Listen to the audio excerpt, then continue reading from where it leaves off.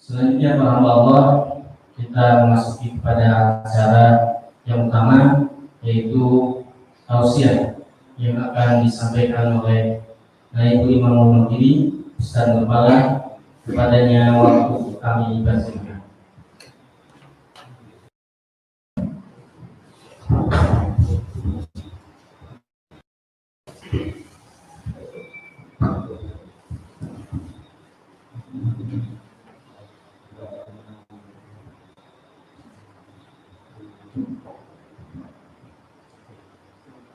Bismillahirrahmanirrahim. Assalamualaikum warahmatullahi wabarakatuh. Waalaikumsalam. Innal hamdalillah nahmaduhu wa nasta'inuhu wa nastaghfiruh. Asyhadu an la ilaha illallah wahdahu la syarika lahu wa asyhadu anna Muhammadan abduhu wa rasuluh. Allahumma salli ala Muhammad wa ala alihi wa ashabihi ajma'in. Para ikhwan yang dimuliakan Allah Subhanahu wa taala, segala puji hanyalah milik Allah. Kita memuji Allah pada malam hari ini. Kita dipertemukan oleh Allah di tempat yang mulia, dalam suasana yang mulia, dan semoga hati kita pun juga sedang dalam keadaan mulia. Artinya hati kita sedang di dalam keadaan iman kepada Allah. Hati yang dipenuhi dengan iman ini merupakan nikmat yang apabila dibandingkan dengan dunia dan isinya, dunia dan isinya itu tidak berharga, tidak bermakna. Jangankan nikmat iman, apa boleh kok nikmat iman? Nikmat sehat saja. Ustaz Heru sebagai moderator punya uang 10 miliar. Banyak ya? Beliau punya uang 10 miliar.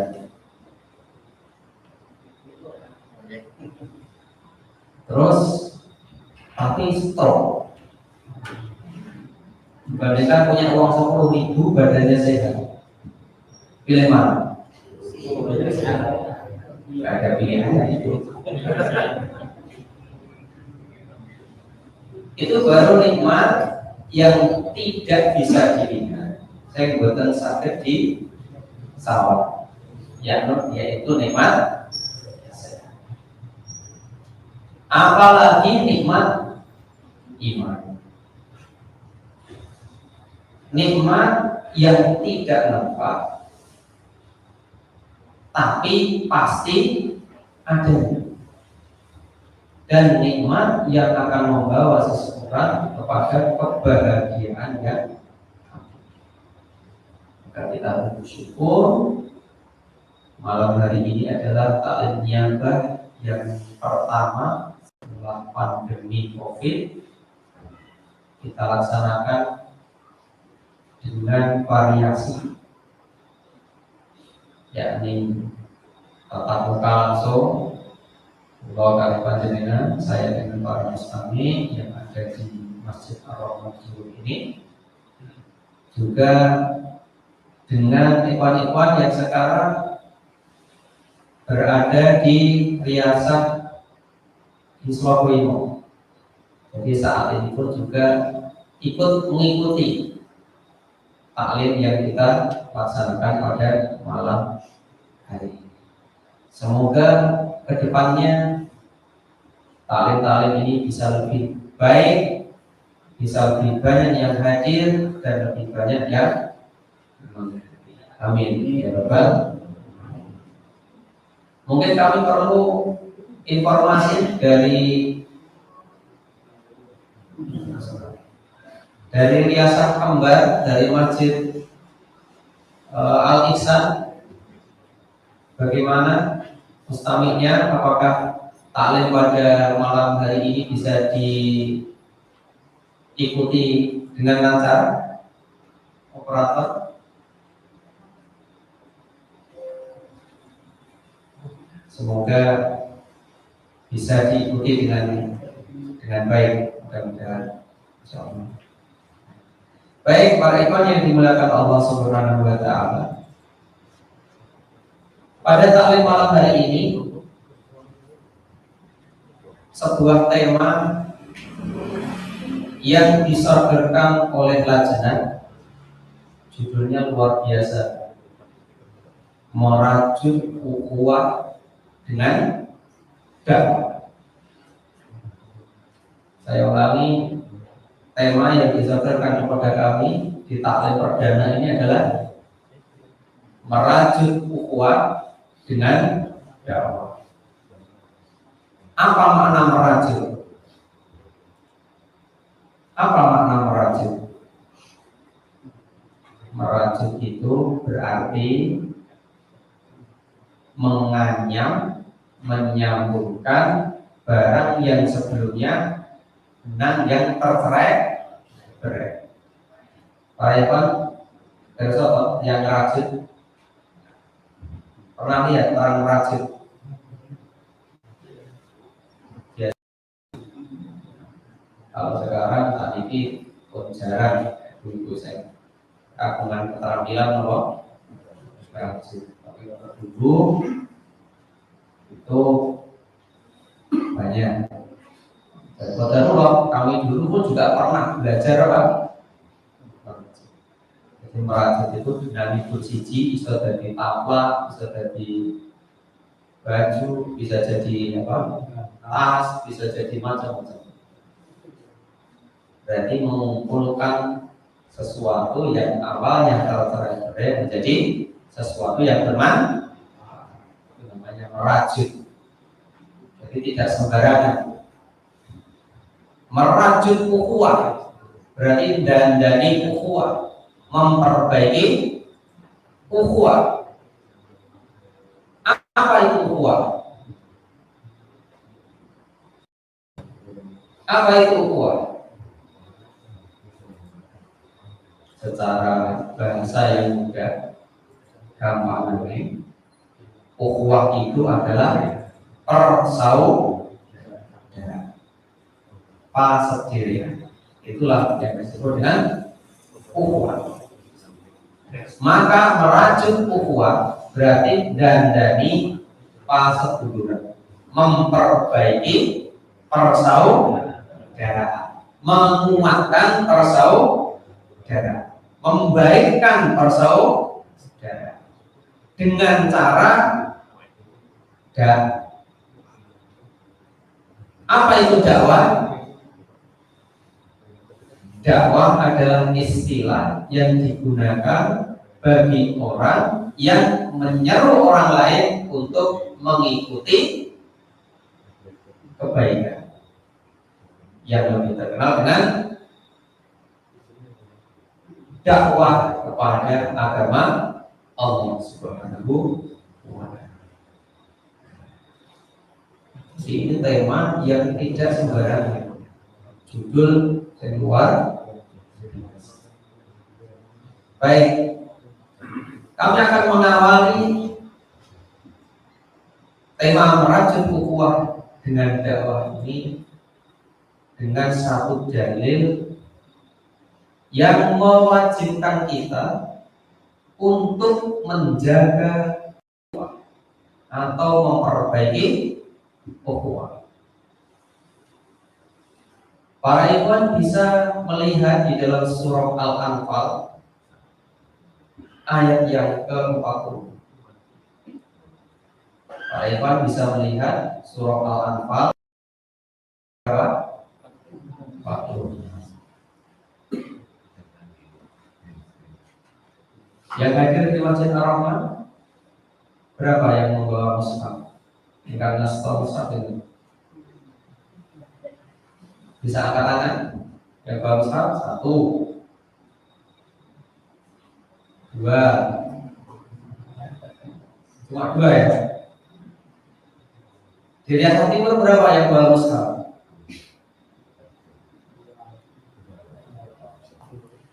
Bisa di ini ya. Nanti tolong pada tali-tali berikutnya kebiasaan membangun mushaf ini dibiasakan, karena kita akan mengkaji Al-Quran, maka pegangannya juga dan dari satu kelas Quran tersebut tidak ada kata terlambat untuk belajar membaca. Baik. Allah Subhanahu wa taala berfirman, A'udzu billahi minasyaitonir rajim. Kita baca bersama coba. A'udzu billahi minasyaitonir rajim. Mari. A'udzu billahi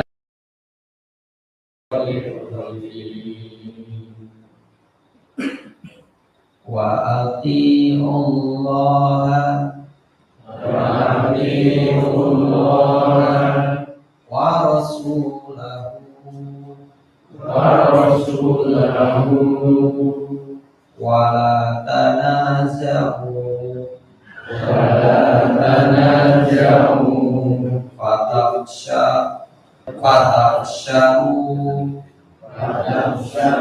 fatabsharu wa tadhhaba rihukum wasbiru innallaha ma'as sabirin.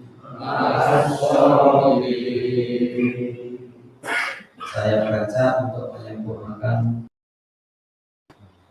Wa ati'ullaha wa rasulahu wa la tanazahu fatabshalu wa tadhhaba rihukum wasbiru innallaha ma'as sabirin.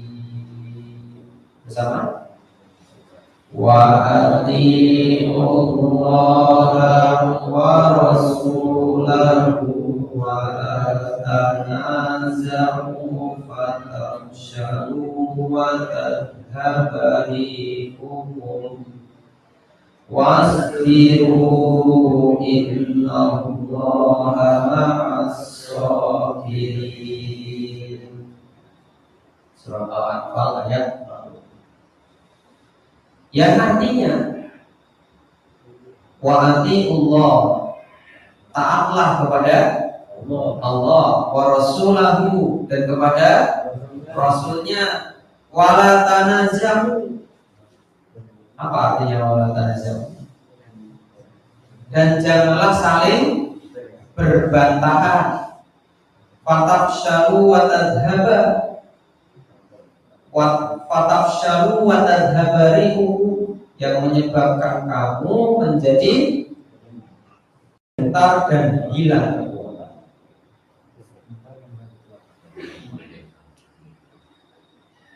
Allah perintahkan kepada kita untuk taat kepada Allah, kemudian Rasul. Setelah perintah taat kepada Allah dan Rasulnya, kita dilarang oleh Allah saling berbantahan. Dikarenakan saling bantah itu akan menyebabkan hatinya menjadi gentar, mudah takut, dan juga hilang kekuatannya. Fasbiru, bersabarlah kalian, sesungguhnya Allah bersama orang kalian. Maka dari kalimat jangan saling berbantah-bantah yang menyebabkan gentar dan hilangnya kekuatan kaum muslimin, Ini artinya Allah melarang sebab-sebab yang bisa merusak persaudaraan. Kira-kira bagaimana kita ini lebih sering rukun atau lebih sering bertengkar dalam kenyataan, dalam kehidupan sehari-hari kita. Kata rukune nopo kata pakune. Kalau mau jujur, mungkin kita ini banyak berselisihnya, banyak berbantah-bantahnya daripada rukunnya.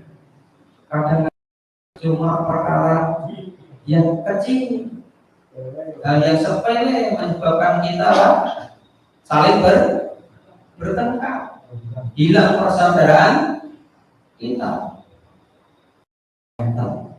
Dan kalau itu senas meriki langsung senas waktu mau goro-goro anaknya kerah, boe melu kerah. Goro-goro apa? Bisa cilik, anak cilik loro umur 5 tahun kerah. Bertengkar, wajar tidak? Wajar ibu ya? Wajar ya? Lalu kok ono bocah umur 5 tahun kerah, malah boe melu kerah. Kalau anak umur 5 tahun bertengkar wajar. Tapi kalau orang sudah dewasa bertengkar gara-gara anaknya bertengkar, wajar tidak? Tidak wajar. Tapi ada enggak?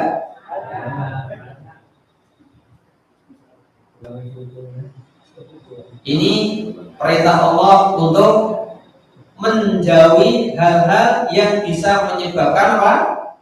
Rusaknya persaudaraan. Dalil tentang dakwah. Dalil tentang dakwah. Bisa dilihat di dalam surah Ali Imran ayat 110. Allah Subhanahu wa taala berfirman, kuntum khaira ummatin ukhrijat linnasi ta'muruna bil ma'rufi wa tanhauna 'anil munkari wa tu'minuna billah. Kuntum kamu, siapa maksud? Siapa yang maksud? Kamu wahai orang beriman. Yang hadir di sini saya yakin seluruhnya beriman. Kamu wahai orang yang beriman, orang-orang Islam itu adalah khairu ummah, sebaik-baik umat.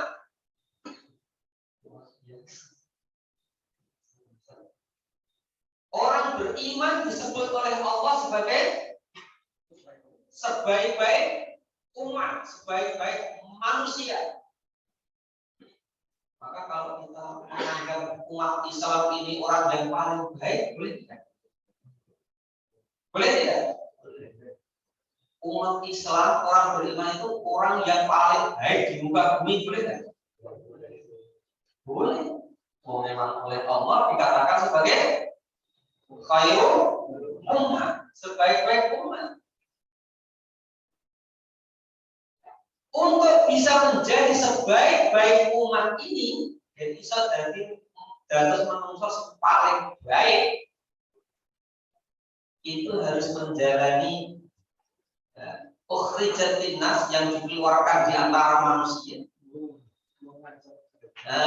Ta'muruna bil ma'ruf, yang senantiasa mengajak kepada hal yang ma'ruf, yang baik, wa tanhauna 'anil munkar, dan mencegah hal yang mungkar, wa tu'minuna billah, dan senantiasa beriman kepada. Maka dari ayat ini pekerjaan terbaik bagi umat mukmin, bagi orang yang beriman, tidak ada lain kecuali amar ma'ruf nahi munkar, beriman kepada Allah Subhanahu.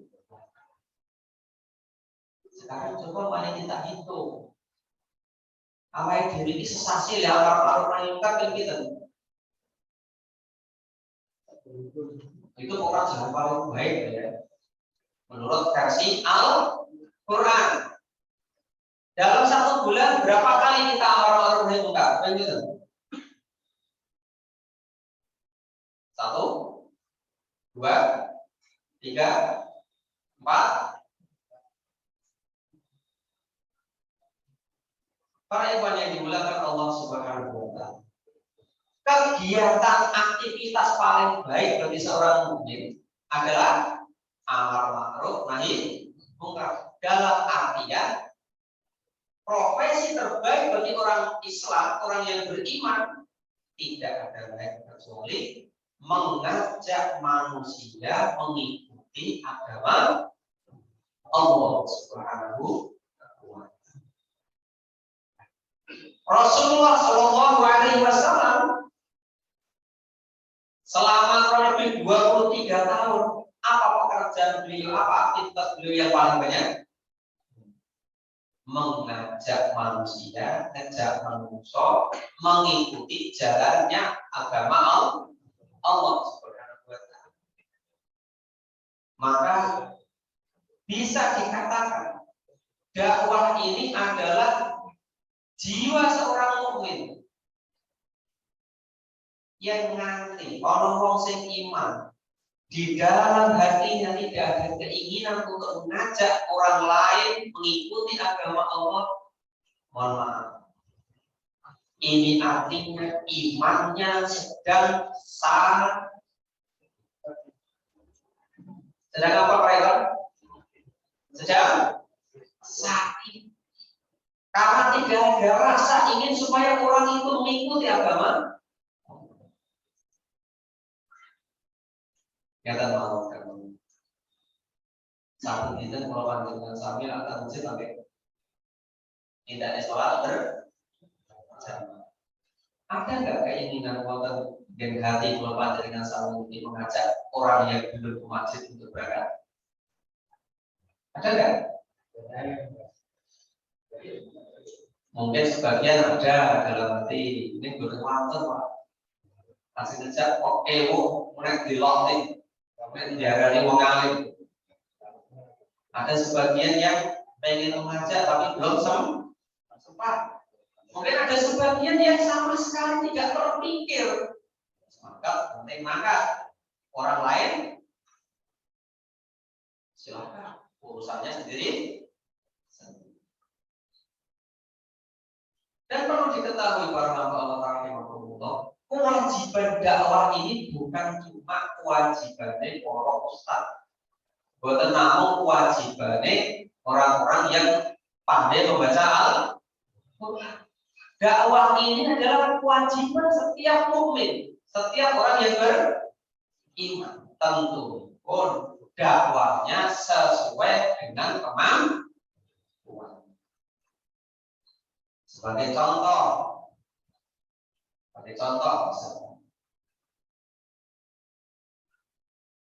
seorang ayah, orang posisinya sebagai kepala keluarga. Siapa yang harus pertama kali dijawai? Siapa yang pertama kali harus dijawai? Siapa Ustaz? Ya, seorang suami yang pertama kali dijawai ya anaknya. Istrinya enggak? Oh, istrinya. Istrinya ya. Suami yang dijawai pertama siapa? Istrinya. Maka yang pertama kali dilihat yang diamar ma'rufi harusnya siapa? Istrinya dulu. Lihat dulu istrinya dari ujung kepala sampai ujung kuku bawah. Apa sing kurang dari istri saya? Oh, istri saya kurang cantik. Siapa yang ada itu? Siapa kak?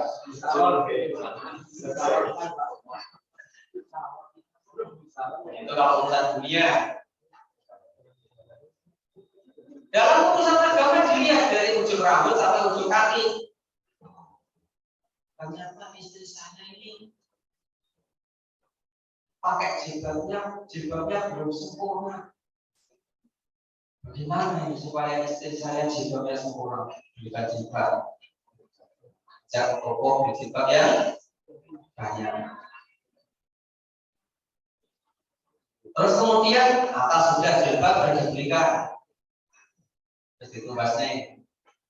Macam-macam tekan sikil, sikilnya saya ketok. Saya tekan dengkul. Dengkul medut deh. Ketutup. Padahal auratnya muslimat dari mana, Bu? Auratnya muslimat apa saja? Seluruh badannya kecuali muka dan tarikan pakaian yang bisa menutup auratnya.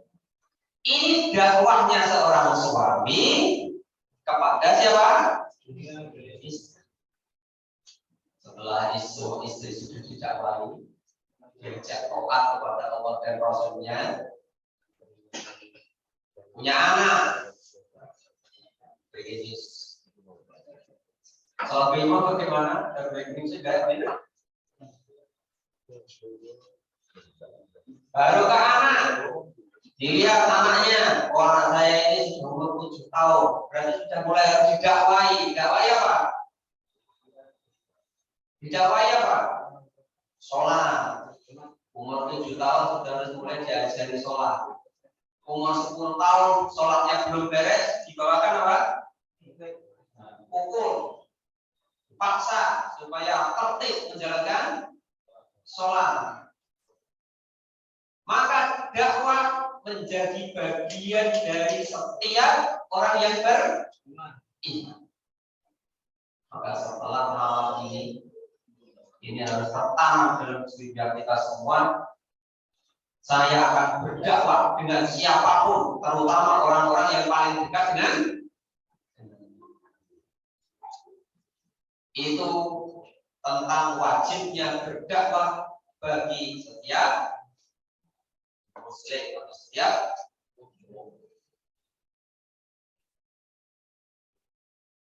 selanjutnya para hamba Allah rahimahullah.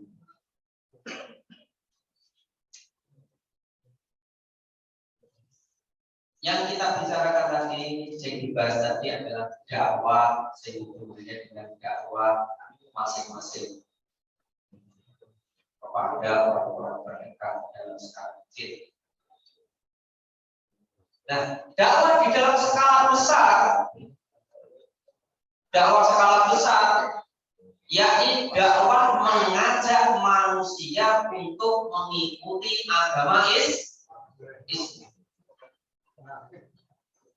Sebagaimana yang dilakukan oleh Rasulullah Shallallahu Alaihi Wasallam 23 tahun mengajak manusia menyembah Allah dan tidak mempersekutukan dengan sesuatu. Mengajak kepada tauhid. Dan kalau kita lihat dakwahnya beliau ini luar biasa.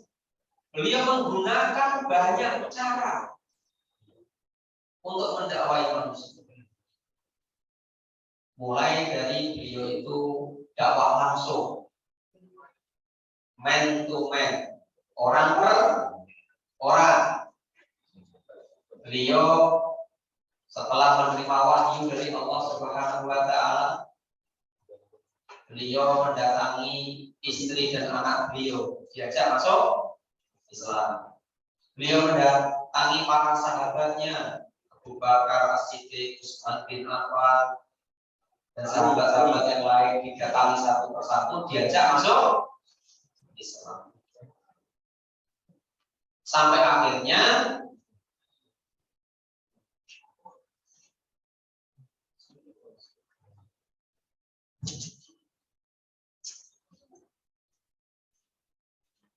Sampai akhirnya ada sekian puluh dari manusia yang masuk kepada agama Allah. Kemudian beliau juga berdakwah dengan perbuatan beliau, dengan akhlak beliau yang mulia.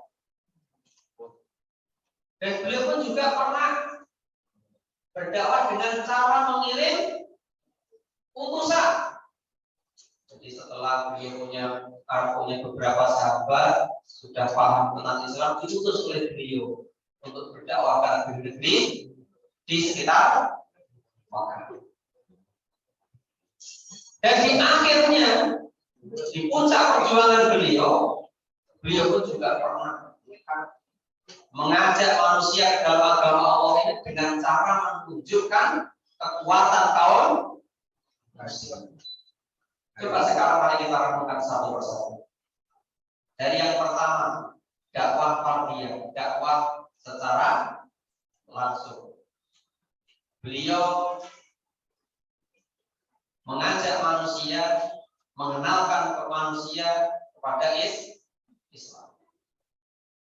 Setiap ada jamaah haji yang datang, beliau datang. Beliau kenalkan dengan Islam. Kira-kira para ikhwan, banyak yang mau apa yang tidak?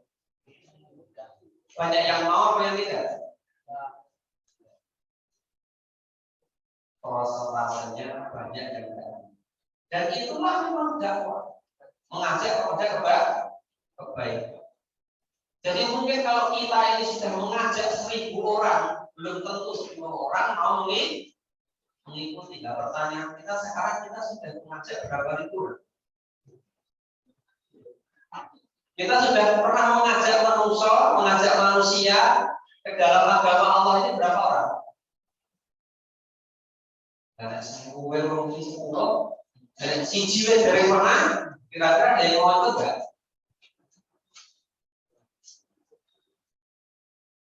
Terus dapat bilhal dengan perbuatan beliau, dengan akhlak beliau. Beliau itu akhlaknya yang terbaik. Banyak yang masuk Islam bukan karena mendengar nasihat beliau, tetapi karena melihat apa?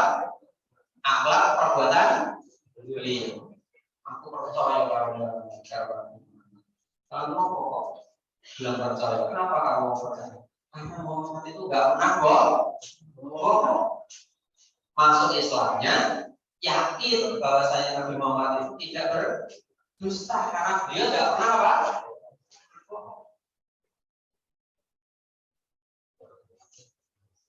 Kemudian dengan mengirim utusan, ini ketika beliau menjelang hijrah ke Madinah, beliau mengirim sahabatnya untuk menyampaikan Islam di Yastrib, sehingga akhirnya penduduk Yastrib berbondong-bondong masuk ke dalam agama Islam. Dan yang terakhir tadi, beliau pernah mendakwai penduduk Mekah dengan cara menampakkan kekuatan kaum muslim. Kapan itu? Yakni ketika peristiwa Fathu pembebasan kota. Semua ini adalah cara berdakwah. Maka kalau kita melihat sejarah Rasulullah SAW, dakwah itu tidak boleh anarkis. Dakwah itu harus dengan perencanaan.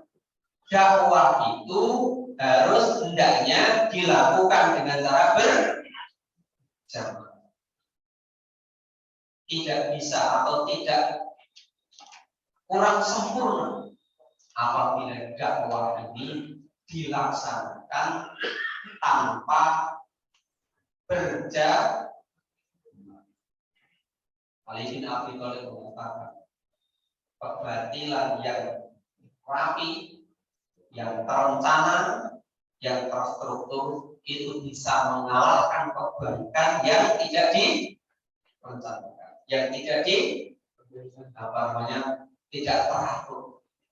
Maka dakwah ini membutuhkan apa tadi, yakni membutuhkan jamaah.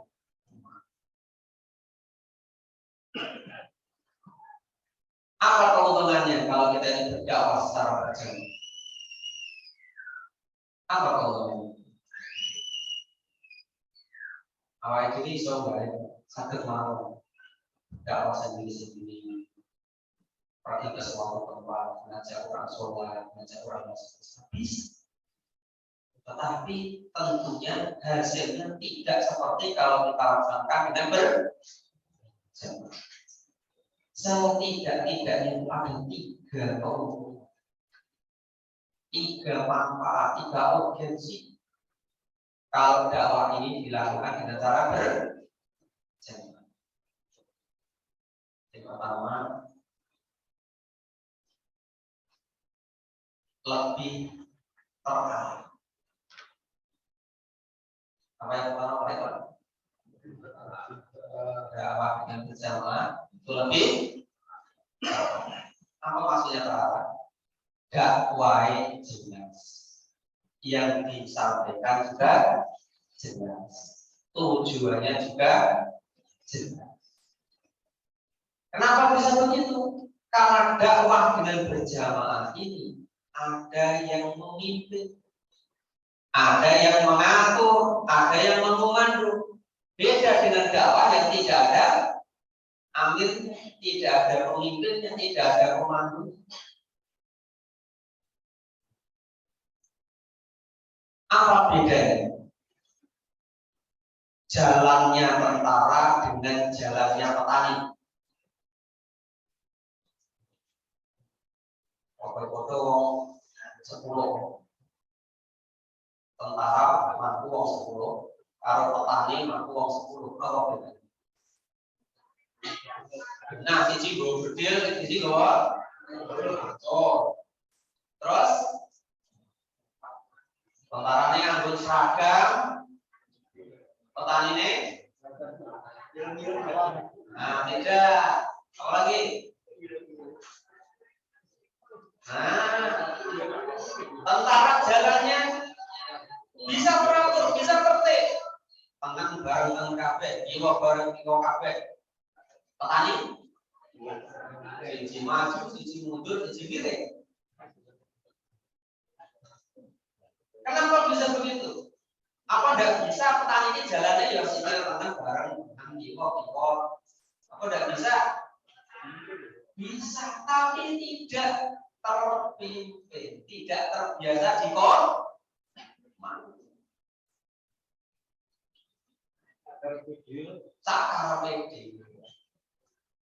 demikian pula dengan dakwah ini. Dakwah ini dengan lakoni dhewe-dhewe dilakukan sendiri-sendiri yang bisa, tapi tidak yang pertama. Yang kedua, semangatnya lebih terjaga. Nah, ini kalau kita lakukan dengan berjamaah. Karena jenis dakwah itu enteng apa? Berat. Banyak yang memusuhi, banyak yang menghalangi. Maka dengan berjamaah kita punya paman yang saling mengingatkan, selalu memotivasi, ngelengi supaya betul penuh. Kemudian yang ketiga,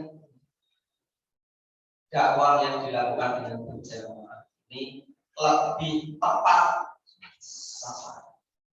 Kenapa lebih tepat sasaran? Karena diatur caranya berdakwah. Subhanallah. Dakwah dalam berjamaah. Maka sesuai dengan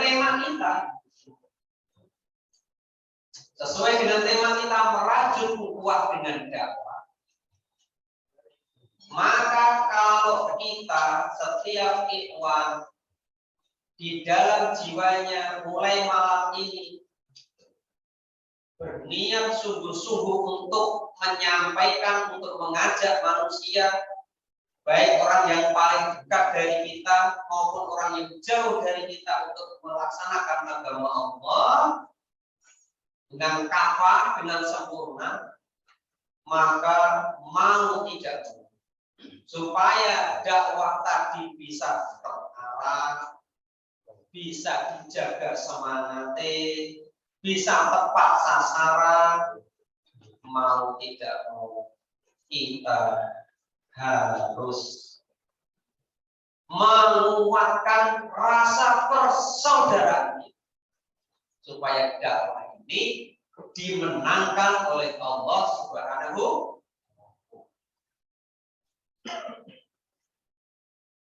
Sebagai contoh pentingnya memperkuat ukhuwah di dalam dakwah. Kalau kita ingin tanya pada anggota yang di Niaga Pondok ini ada berapa masjid yang sudah disantuni?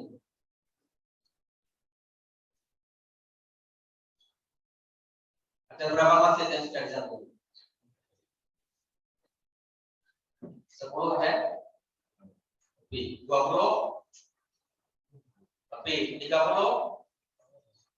30? Belum? Oke. Taruhlah saya anggap masjid yang sudah disantuni, maksudnya saya ukur enten taklim itu ada 30 masjid. Kemudian saya tanya, asatidnya berapa? Yang biasa ngisi di mana? Di masjid itu berapa? Ada 10? Ada? Ya 10 ya, ada 10. Berarti satu orang setiap pekan harus ngisi taklim berapa Pak? Minimal 3. Terus kemudian saya juga ingin tanya, itu yang biasa ngisi taklim di masjid-masjid kita itu kira-kira ikhwan-ikhwan yang lain pernah tidak berpikir kesele koyoko kebutuhannya seperti apa, kira-kira sing bensin soko pernah pikir enggak? Ini sebagai contoh saja. Ini keluarganya sudah lulus atau belum, ini untuk mengisi taklim transportasinya bagaimana, ini kira-kira keluarganya sudah makan apa belum. Ada nggak dari kita yang berpikir seperti itu? Saya yakin ada, tapi belum mau kok mikir ngoten ya Pak. Kadang kalau kamu tak taklim jalan,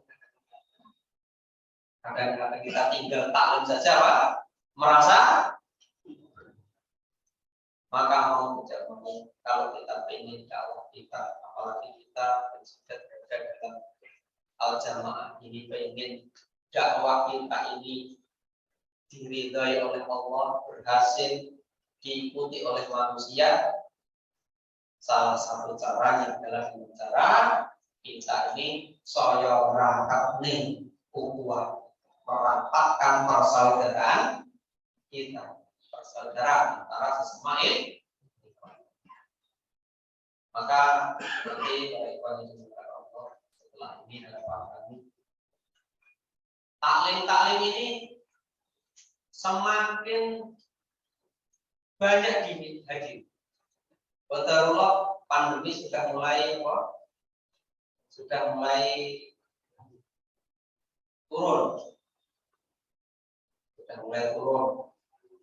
Masyarakat sudah mulai bisa berkumpul, sudah bisa melakukan acara-acara yang sifatnya mengumpulkan banyak orang.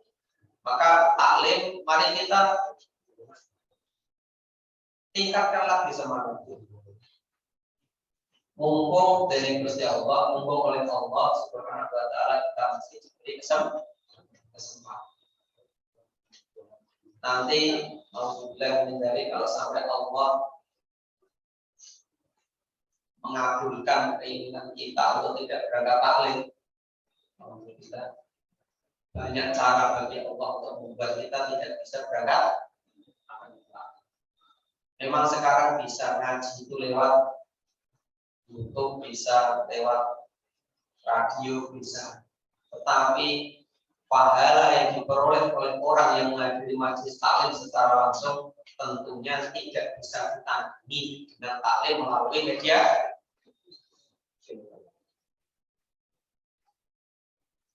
Tidak sama antara orang yang ngaji duduk di masjid ngerasa boyoke apa nyengkal kok ganjarane digawe padha karo turune omah senden sekantal karo nyekel HP. Nah, ngaji 5 menit WA-ne 2 jam. Tidak bisa disamakan. Maka kalau kami sering sampaikan di majelis ilmu, majelis taklim, sebesar-besarnya pahala orang yang ngaji lewat YouTube tidak akan bisa mengalahkan pahalanya orang yang ngaji hadir di majelis taklim. Sekecil-kecilnya pahala orang yang hadir di majelis taklim tetap akan bisa mengalahkan orang yang ngajinya di rumah sambil sandaran karena Allah akan membalas sesuai dengan kadar kesulitan yang dihadapi oleh seseorang untuk memperoleh kebaikan. Sama halnya dengan orang yang rumahnya dekat dengan masjid dan jauh dari masjid, mana yang lebih besar pahalanya? Foto-foto ikhlasnya, foto-foto khususnya, foto-foto niatnya. Maka orang yang jauh dari masjid tentunya dia lebih sulit, lebih terkosong. Maka pahala yang kita dapat juga akan lebih banyak. Bahkan sampai dikatakan oleh Rasulullah, setiap langkahnya itu mengangkat derajat dan menghapus. Terakhir yang kami sampaikan kami mengingatkan kepada hidup berjamaah itu ada 4 yang harus kita jaga. 1, kita harus tahu siapa amir kita. 1, kita harus tahu siapa amir kita. Apa yang ini berarti atas amir? Atau soal ilmu? Ada nggak yang nggak tahu amir saya itu siapa? Rois biru siapa Rois biru? Rois Maroko. Rois Adirjo. Sinten? Osman. Rois Mbak. 1 kita tahu siapa amir kita. Setelah kita tahu, taat pada amanah, mendengar apa yang diarahkan. Maka khususnya para amir, khususnya amir biasa ini harus berhati-hati ketika mau memberikan amanah atau memandu umat yang diriasa. Dan umat yang diriasa pun juga harus sami'na wa ata'na ketika ada amanah dari para amir. Sehingga yang ada adalah amir bertanggung jawab terhadap makmumnya, makmum siap melaksanakan apa yang menjadi perintah. Tahu siapa amir kita. Yang kedua, dengarkan amir mau perintah apa. Selama itu benar, tidak menyalahi Quran Sunnah. Yang ketiga, tertib. Artinya tertib, kita ini diatur. Nek kira-kira orang sama kata taklim yang sudah tapi juga sekarang kita perbaiki. Kalau kira-kira tidak bisa berangkat taklim, setidaknya menyampaikan kepada amir, saya tidak bisa taklim, tidak berangkat taklim. Kenapa? Saya masih dalam perjalanan sedang safar. Ada amanat untuk Misalkan amal soleh, saya tidak bisa hadir. Kenapa? Saya sedang begini dan tertib, termasuk menghadiri majelis-majelis ilmu seperti itu. Kemudian yang terakhir adalah membiasakan untuk musyawarah. Baik di tingkat riasah, niabah, dan seterusnya. Maksudnya di riasah, ini musyawarah ini harus sering dilakukan. Ada satu lembaga dakwah yang menurut saya bagus. Ada slogan begini, ini tidak harus, tapi ini juga contoh yang bagus. Dalam satu hari itu harus ada 1 jam untuk memikirkan akan musyawarah. Setiap hari itu harus meluangkan waktu berapa? 1 jam untuk membicarakan masalah. Setiap 1 pekan itu harus ada 1 hari yang digunakan untuk apa? Memusyawarahkan, memikirkan apa? Agama ini. Setiap bulan itu harus ada sekian hari untuk memikirkan agama ini. Dan seterusnya. Ini tidak harus seperti itu. Tapi ini menjadi motivasi kita bahwasanya rakitan sepiro, rakitan sipit, pikiran kita ini harus digunakan untuk memikirkan urusan agama. Jangan sampai amal-amal sehari, 2 hari, seminggu, sebulan, belas orang tahu gagas masalah bersama. Nanti kalau kita sudah dipanggil oleh Allah, baru kita nanti akan mengisi. Yuk, aku biar Allah dulu kok. Orang tahu mikirnya, akhirnya menyesal di hari. Mari kita pikirkan bersama. Kira-kira kalau kita ingin mengurusi dunia, mencari urusan dunia, urusan dunia, kira-kira nanti kita bisa merasakan berapa tahun? Kita merasakan berapa tahun? Ujung-ujungnya adalah kematian. Mau subih begitu, di desa Oma mati berapa perasaan? Yang bisa menyelamatkan kita hanya amal soleh, termasuk amal dakwah kita kepada manusia, mengajak manusia untuk mengikuti agama Allah Subhanahu wa ta'ala. Ini yang bisa kami sampaikan. Assalamualaikum warahmatullahi wabarakatuh.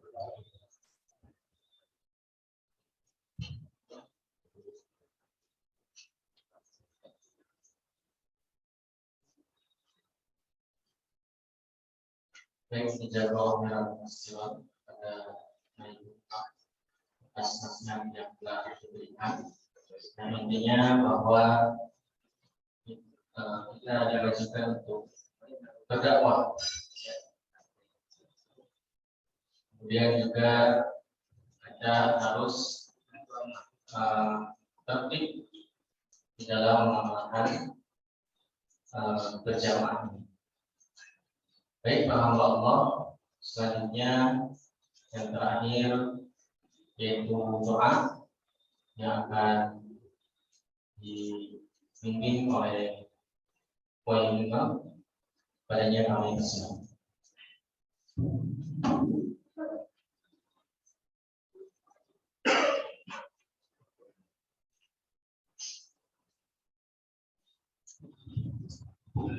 Assalamualaikum warahmatullahi wabarakatuh.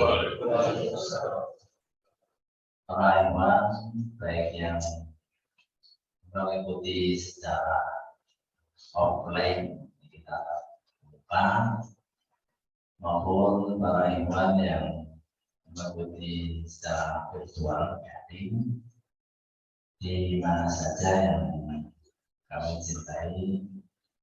Alhamdulillah, malam ini diadakan taklim niabah perdana yang insya Allah diikuti banyak, bahkan mungkin yang berada di luar Jawa pun bisa mengikuti asal nanti sudah tahu alamatnya. Termasuk tadi wali juga sebagian mengikuti langsung melalui HP. Alhamdulillah sudah bisa jelas. Teman-teman, sebelum kita berdoa bersama, ada perlu yang kami sampaikan terkait taklim. Jadi mohon untuk pekan ini sudah dimulai dan diaktifkan betul, diurus betul masalah taklim ini. Jadi jangan sampai ada diasah yang tidak ada taklim. Jadi harus terus dan dengan berbagai cara atau metode untuk menghadirkan maksimal para ikhwan. Kalau perlu buat undangan, kalau perlu ukhuwahnya menjemput, sebab ini wajibnya. Thalabul ilmi itu fardu. Fardu kifayah apa fardu ain, ibu-ibu? Ngaji niku fardu kifayah apa fardu ain? Maksudnya kifayah niku SNS wakili wis. Muslimin fardu ain apa fardu kifayah? Ain. Berarti itu kewajiban person, berarti semua wajib. Bahkan thalabul ilmi fardhu fardhatun ala kulli muslimin wal muslimat, atas tiap-tiap dirinya orang yang mukmin, orang laki-laki maupun orang mukminat, orang muslimah. Oleh karena itu terkait taklim, Bapak-bapak Rois segera mengaktifkan, termasuk ini kami ingatkan yang akan nanti dari Gailanya sudah terus untuk taklim muslimat, untuk taklim muslimin malam Jumat yang di Juruk ini nanti berada di Joglo. Sedangkan taklim muslim malam Jumat ya untuk Jumat sore, taklim muslimat juga di Joglo karena kemarin bertempat di sini. Dan alhamdulillah dihadiri oleh banyak akhwat khususnya yang jauh sini. Selanjutnya proposal taklim khusus muslimat atau pembinaan muslimat se-Jawa Tengah Selatan sewilayah sudah sampai ke kami. Insya Allah positif akhir Desember dari bulan depan. Kami mengharap karena kemudian kami sampaikan di Imam, belum saya set resmi untuk niabah Wonogiri supaya bisa mengeluarkan 10 juta untuk penyelenggaraan, karena bisa cukup banyak dan belum sudah. Tapi insya Allah nanti mampu, karena kita sudah biasa berjihad bersungguh-sungguh dengan awal dan mudah-mudahan juga dengan ampus ya, harta dan jiwa kita memang untuk beribadah. Jadi untuk siap-siap ibu-ibu nanti muslimat nanti menghadiri taklim muslimat di Purbalingga yang targetnya 1.500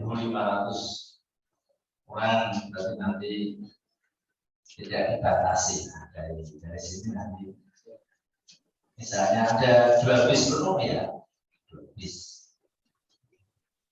Nah, mudah-mudahan segera ada persiapan dan juga tentu nanti ini perlu khususnya ibu-ibu yang persiapan untuk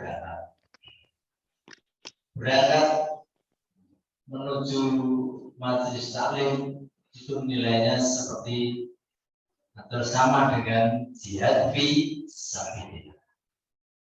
Itu saja para iman yang kegiatan yang dekat yang kami ingatkan dan kami tegaskan lagi, dan ini insya Allah sudah mulai dipersiapkan oleh para lain. Selanjutnya mari para iman kita berdoa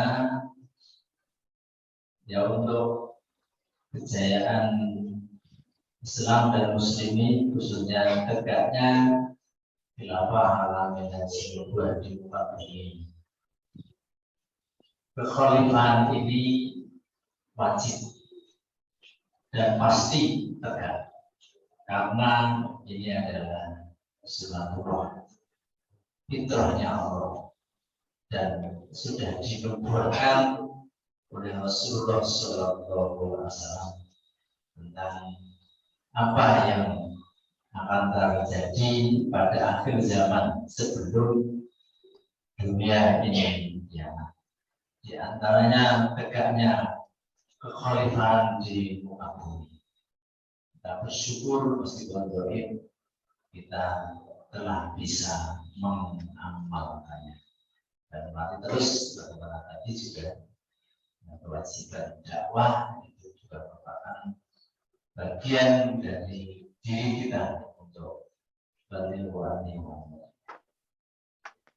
Berikutnya juga kita berdoa mudah-mudahan kita senantiasa dimudahkan semua urusan kita, diberkahi umur dan rezeki kita sehingga bisa tegak ibadah kita, dan selanjutnya juga kita agar terhindar dari mara bahaya, utamanya penyakit-penyakit yang akhir-akhir ini oleh Allah SWT diujikan, menguji atau mungkin mengingatkan, bahkan mengazab orang-orang yang kufur. Mudah-mudahan kita tetap istiqomah dalam keadaan iman, takwa atau Islam yang benar, dan juga dibarengi anugerah berupa kesehatan. Amin ya rabbal alamin. A'udzubillahi minasyaitonir rajim. Bismillahirrahmanirrahim.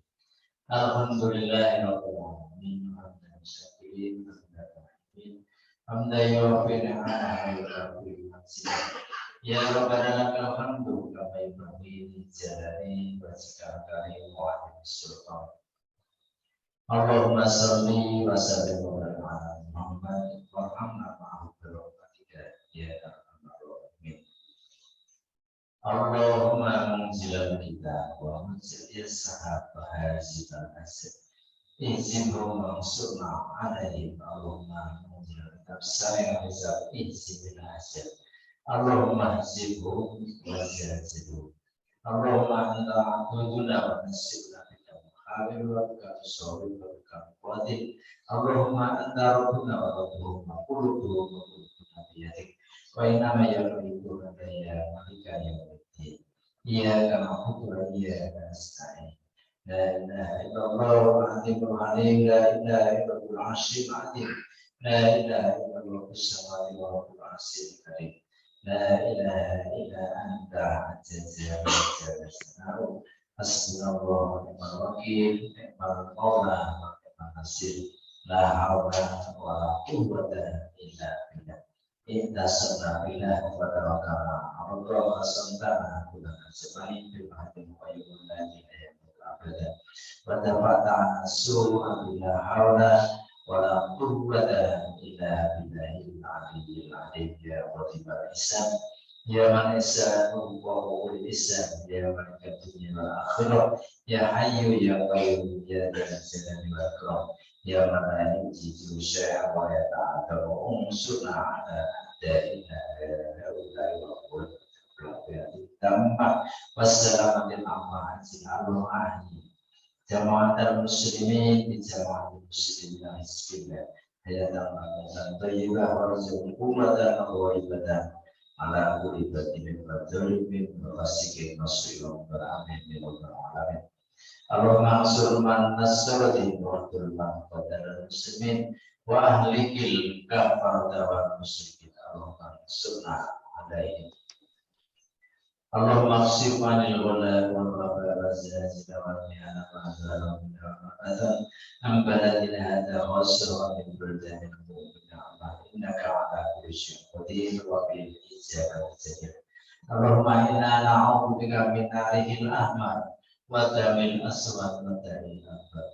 Allahumma la sahla illa ma ja'altahu sahla wa anta tazawwajna sahla ila sita.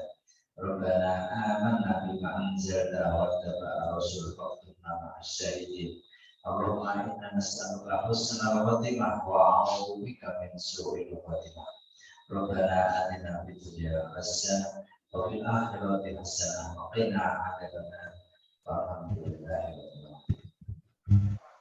Ya para iman, kita doakan khusus Ibu Sri Subati, istrinya Pak Tarto yang malam ini masih di rumah sakit. Semoga diberi kesembuhan dan juga dibukanya pintu hidayah untuk beliau yang bisa mengikuti perjalanan atau yang diamalkan oleh Bapak atau maksudnya berada dalam jamaah dan menegakkan syariat Islam. A'udzubillahi minasyaitonir rajim. Allahumma rabbal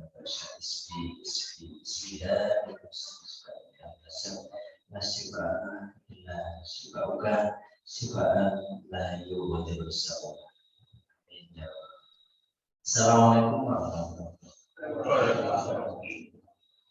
Saya mulai bersiap pada orang Allah. Alhamdulillah, taklim pada malam ini berjalan dengan lancar dan kami informasikan kegiatan taklim virtual ini diikuti oleh dari seluruh Limo untuk sekitar 70 peserta dan juga diikuti oleh 10 akun YouTube dan 27 akun YouTube. Baik para hamba Allah yang dimuliakan Allah Subhanahu wa taala, dari awal hingga akhir secara saling niaga melaksanakan mudah-mudahan membawa berkah dan barokah bagi kita. Marilah kita akhiri hari ini dengan doa akhir hadis. Alhamdulillahirabbil alamin. Subhanallah wa bihamdihi. Kami dari panitia penyelenggara mohon maaf segala kekurangan dan kesalahan dari pada pelaksanaan pada malam. Assalamualaikum warahmatullahi wabarakatuh.